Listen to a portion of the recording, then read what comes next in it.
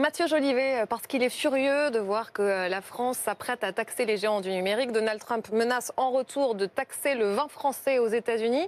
Quel impact ça peut avoir chez nos viticulteurs? Eh bien, il faut bien voir que ce marché américain est le premier marché à l'export pour les producteurs de vin français. Il pèse 1,7 milliard d'euros. Il est en croissance de 30% depuis 5 ans.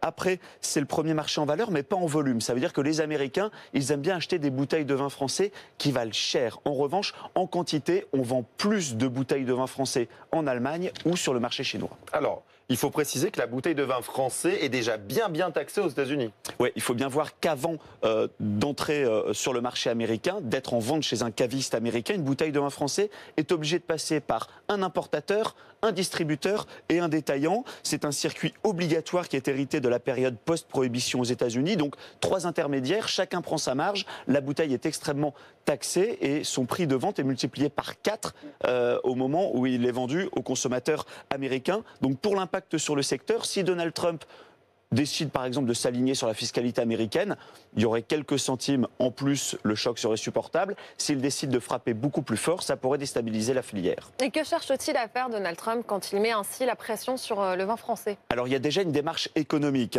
Donald Trump a toujours utilisé cette menace commerciale pour faire pression sur ses partenaires économiques. Il l'a fait sur l'acier avec les Chinois, il l'a fait sur les voitures européennes en menaçant d'augmenter les droits de douane pour faire pression en particulier sur l'industrie automobile allemande. Là, avec le vin français, il cherche à mettre la pression sur Emmanuel Macron avant le G7 qui se tient à Biarritz fin août, où Emmanuel Macron aimerait trouver justement un accord global avec ses partenaires, cette fois sur la taxation des géants du numérique.